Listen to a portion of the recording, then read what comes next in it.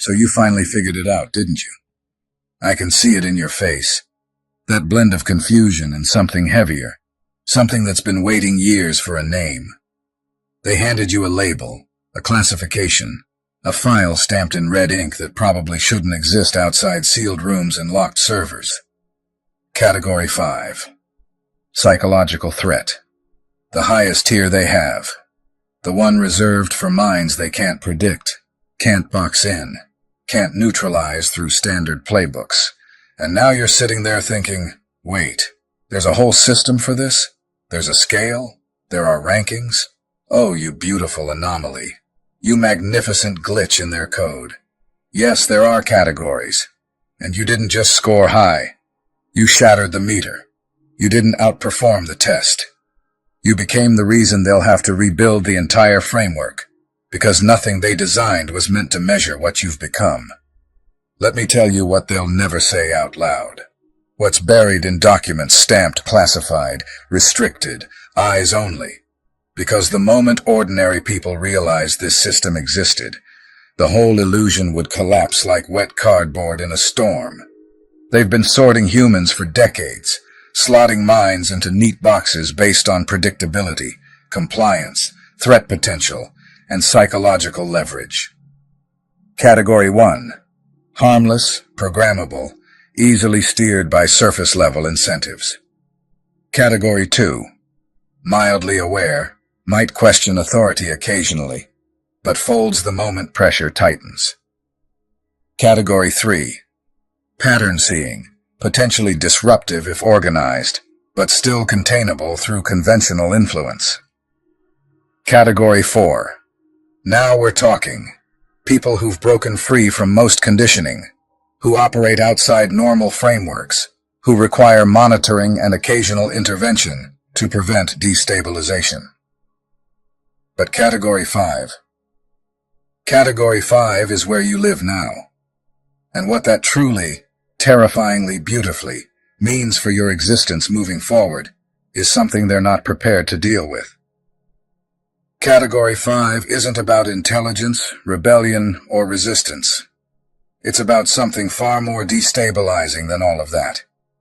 It means you've developed immunity to psychological manipulation at the root level. You don't respond to fear the way you're supposed to.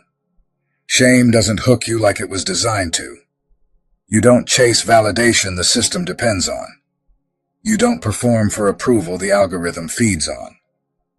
Category 5 means you saw through the game so completely that you stopped playing it at all. And that, right there, is the most dangerous thing a human being can do inside a world engineered around mass compliance. Rebels are manageable. Rebels fight the system, which means they still believe in it enough to oppose it. But you don't fight anymore. You exist outside their framework. And that existence alone acts like a virus inside a structure built on predictability. Here's what probably happened. Someone noticed you a while ago. Maybe years back. Maybe recently. Depending on how long you've been evolving outside their sightlines. A pattern flagged your file. Maybe it was how you walked away from situations that trapped everyone else. Maybe it was how provocations stopped working on you. Maybe it was the silence. That dangerous, capable silence that replaced all your old noise. They ran standard protocols first. Carrots, sticks, pressure, incentives, fear triggers. Waited for you to fall into expected behavior loops. But you didn't. You kept moving forward on a trajectory their models couldn't map, making decisions that broke their predictive frameworks. So they escalated, moved you up category by category, thinking each time, okay, this level will work. And each time, you proved them wrong. Now you're here, Category 5. The classification they avoid naming. The tier that makes handlers uncomfortable. The one that triggers special briefings and restricted access memos. You want to know what's in your file. What they wrote after months or years of observation. I'll tell you, because someone leaked it. Someone inside who got tired of pretending. Tired of watching institutions fear people who were simply becoming whole. Your file says things like, subject demonstrates immunity to social pressure. Target shows no response to standard fear conditioning. Individual has developed autonomous value systems independent of cultural programming. Psychological leverage points non-functional. Containment through conventional methods not viable. They documented every moment you should have collapsed, but didn't. Every situation where conformity was expected and you refused. Every prediction about your behavior that turned out laughably, dangerously wrong. And this isn't mystical nonsense. This is measurable deviation from baseline human behavior. The first marker, emotional autonomy. You stopped needing external validation to feel complete. You stopped checking phones for approval hits. You stopped outsourcing your self-worth to other people's reactions. You stopped performing for audiences that never deserved the show. They noticed when your dopamine system rewired, when satisfaction started coming from things they couldn't package, monetize, or sell back to you with a subscription attached. Emotional autonomy terrifies systems built on keeping people hungry for acceptance, desperate for likes, addicted to inclusion in tribes they control. The moment you became complete without them, you became unleverageable. Second marker, pattern recognition beyond acceptable parameters. You see too much. You connect too many dots. You understand systems at depths that make institutional power uncomfortable. You're not supposed to see the machinery while it's still running. You're not supposed to recognize manipulation while it's actively being deployed. You're not supposed to notice the strings while you're dancing. But you did. You learned to read rooms, people, and situations with accuracy that feels almost precognitive, not because it's supernatural, but because it's what happens when someone observes reality without the filter of comforting lies. You spot handlers before they speak. You see traps before they're finished. You feel energy shifts before others realize anything changed. You're playing chess while they assume everyone's stuck on checkers. And worse, you're playing against people who don't realize you can see the whole board. Third marker. And this is the one that truly sealed your Category 5 status. Pain transmutation. Normal people fracture under pressure. Categories 1 through 3 fold completely. Category 4 survives but damaged, wounded, scarred, carrying trauma like open fractures in the psyche. But you did something their models didn't account for. You turned wounds into wisdom, betrayal into boundary precision, isolation into self-sufficiency, loss into liberation. You didn't just survive suffering. You converted it into power. You transformed pain into clarity in ways their psychological frameworks couldn't predict or contain. They watched you endure things that should have broken you, things they may have even orchestrated to push you back into compliance. And instead of collapsing, you evolved. Instead of growing bitter, you grew exact. Instead of seeking revenge, you rose so high they couldn't breathe at your altitude. Fourth marker. Social detachment without isolation pathology. You pulled back, but you're not lonely. You reduced your circle, but you're not desperate. You disengaged from mass culture, but you're not disconnected from reality. This breaks their models, because isolation is supposed to hurt. It's supposed to weaken you, drive you back toward dependency, force reconnection on unfavorable terms. But for you, distance became peace. Silence became clarity. Solitude became power. You're not antisocial. You're selectively social. You're not isolated. You're protected. You're not withdrawn. You're focused. And they can't weaponize loneliness against someone who's realized most company is just expensive noise.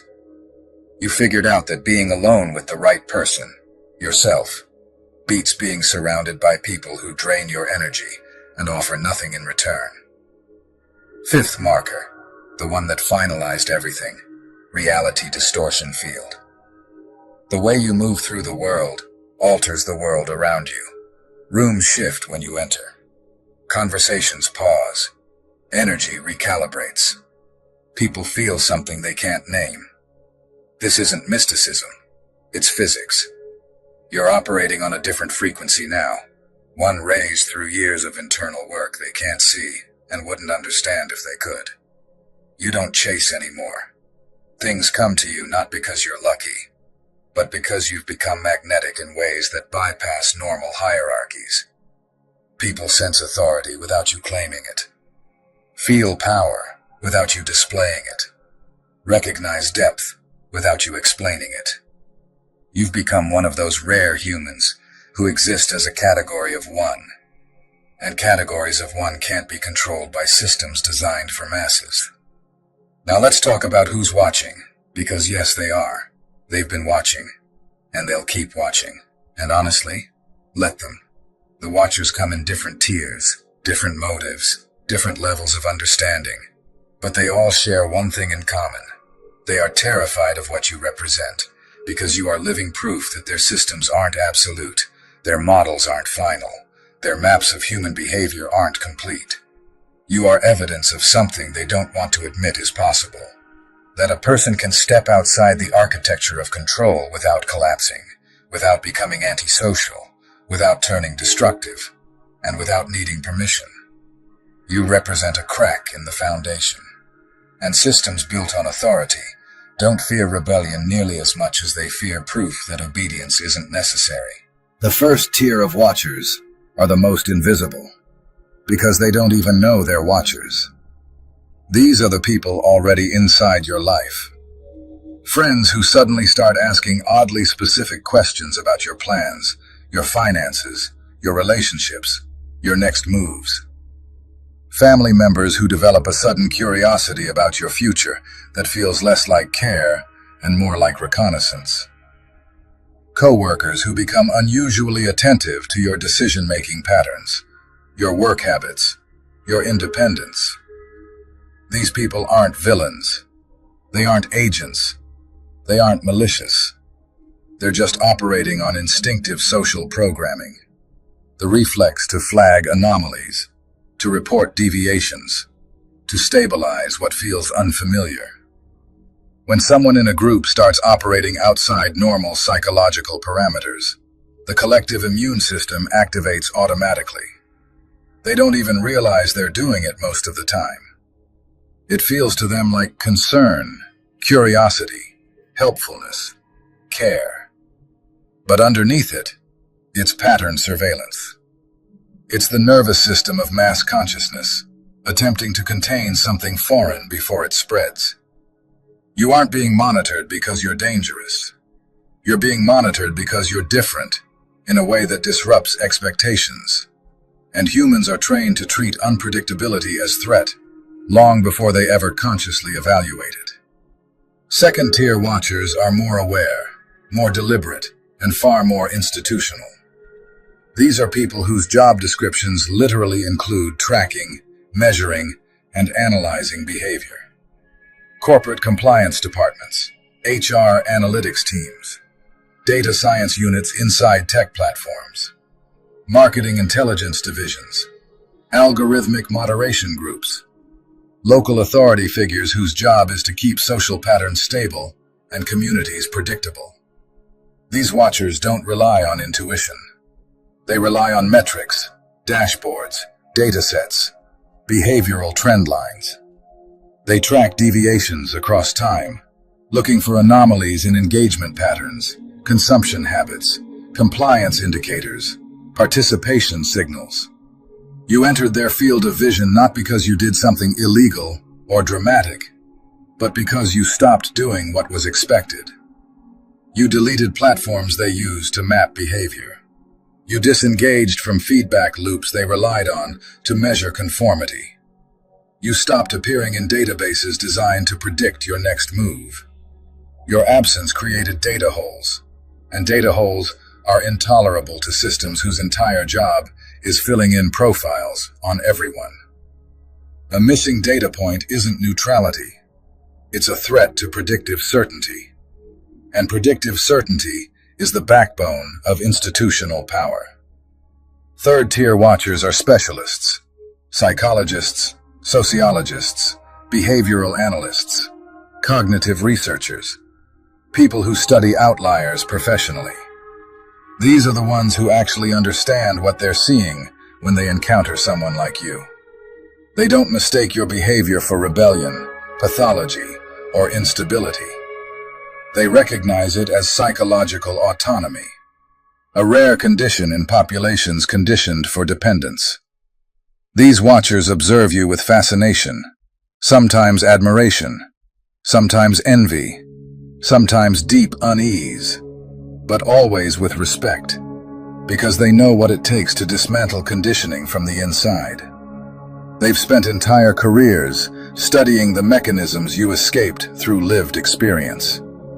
They're the ones anonymizing your data, writing research papers about emerging deviations from normative behavioral models, presenting at conferences about rising resistance to traditional influence strategies, warning institutions that the psychological control levers they've relied on for decades are losing effectiveness against a growing demographic of people who've simply figured out the game.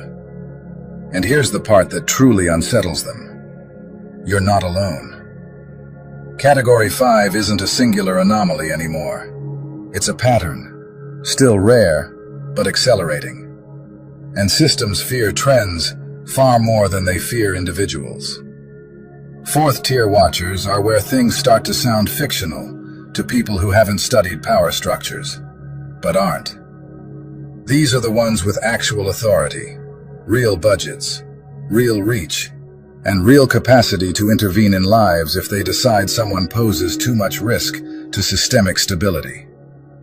We're talking about elements within security infrastructure, intelligence-adjacent organizations, regulatory bodies operating in legal gray zones, and institutional mechanisms designed to identify emerging threats before they become uncontrollable. This isn't conspiracy fantasy. This is documented reality. These organizations exist. They have mandates. They track influence, not just violence. And threat, in these contexts, doesn't mean criminal behavior. It means unpredictable impact. It means cultural disruption. It means unmanageable influence. If you have reach, if you have a voice, if your presence changes how other people think, question, detach, or reorient themselves, you're already on someone's dashboard. And Category 5 doesn't put you on a minor watch list. It puts you on a list that matters. They aren't watching you because they think you're going to hurt anyone. They're watching because you're mimetically dangerous. Your ideas are contagious. Your behavior is contagious. Your independence is contagious. People watch you operate outside systems they feel enslaved to and start wondering if they could do the same. They see you surviving without validation, without approval loops, without institutional permission, and suddenly their own chains become visible. You're not trying to start a revolution, but liberation itself is revolutionary by default. And that makes you more destabilizing than actual revolutionaries, because you can't be categorized, infiltrated, negotiated with, or neutralized through conventional methods. Revolutionaries organize. They form structures. They publish demands. They appoint leaders. They establish hierarchies that can be compromised, co-opted, or dismantled. But you're just living your truth. And truth has no command chain, no headquarters, no ideology document, no central node to disrupt. You can't decapitate something that doesn't have a head. You can't infiltrate something that doesn't have membership. You can't negotiate with something that isn't asking for anything. So what do they do with Category 5 designations? What protocols get deployed when standard containment strategies fail and someone slips every psychological leash in the system? First protocol: isolation through reputation distortion. Not direct attacks, never obvious. Subtle social poisoning. Whisper campaigns that circulate through shared networks. Carefully framed concern about your mental state. Strategic narratives that position you as unstable, unreliable, volatile, or unsafe to be around. They don't need proof. They don't need evidence. They just need to plant doubt. If enough people hesitate before associating with you, your influence naturally compresses. You drift toward the margins, where your reach shrinks, not because you were silenced, but because others were quietly trained to distance themselves. This works on most Category 4 individuals, because most people still care deeply about reputation, belonging, and social validation. But for Category 5, it backfires. Because you already detached from external approval. So isolation doesn't hurt. It sharpens. It doesn't weaken. It clarifies. It doesn't destabilize.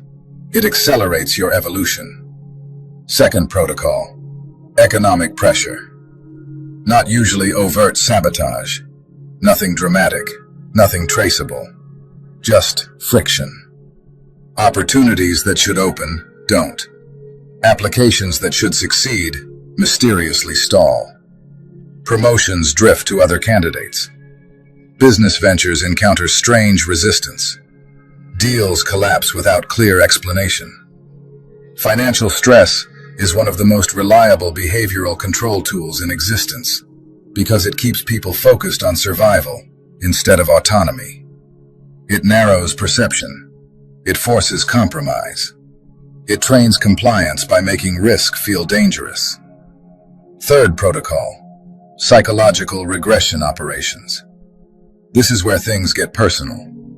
They reintroduce elements from your past into your present. Old relationships, unresolved dynamics, unfinished emotional threads.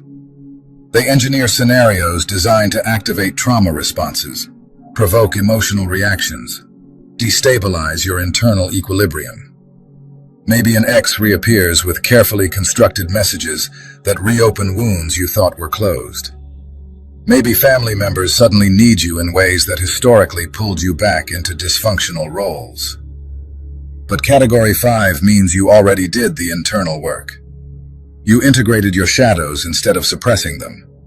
You healed wounds instead of circling them. You rewired patterns instead of managing symptoms.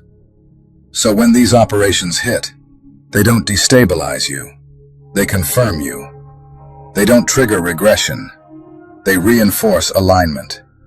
They don't weaken your structure. They stress test it and prove its integrity. The hooks don't catch. The buttons don't work. The emotional levers fail. And instead of collapsing inward, you become even more precise about your boundaries, your standards, your direction. And here's the part no one tells the watchers. No one writes in the reports. No one includes in the risk models. Category 5 individuals don't become harder to control. They become impossible to control, because control itself no longer functions as a relevant variable in their decision-making. You don't operate based on fear of loss, hunger for approval, or desire for safety. You operate based on internal alignment. And systems built on manipulation simply don't know what to do with people who don't need permission, don't need reassurance, and don't need external validation to move forward.